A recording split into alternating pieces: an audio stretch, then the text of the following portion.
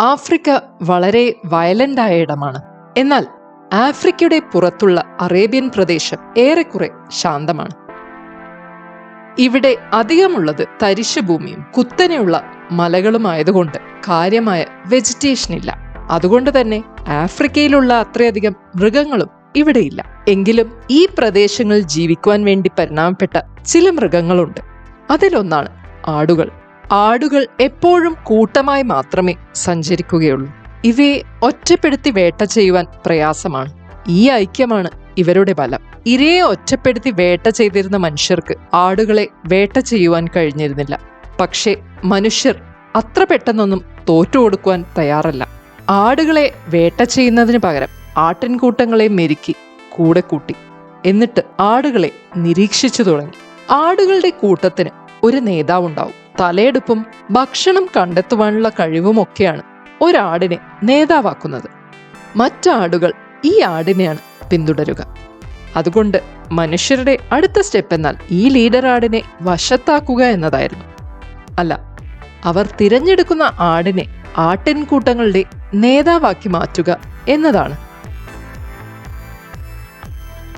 അതിനായി മനുഷ്യരുമായി ഏറെ അടുക്കുന്ന ആടിനെ മനുഷ്യർ കൂടുതൽ ഭക്ഷണം നൽകി വശത്താക്കും.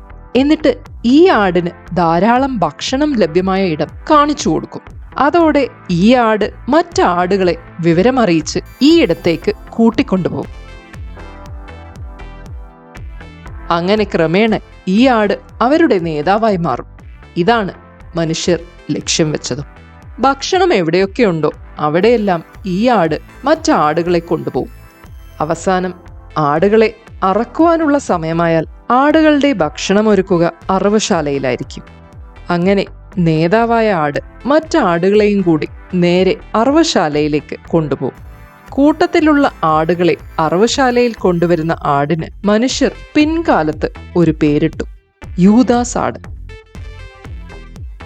അവിടെ വെച്ച് യൂദാസ് ആടിനെ ഒഴിച്ച് ബാക്കി ആടുകളെ അകത്തിട്ട് പൂട്ടും.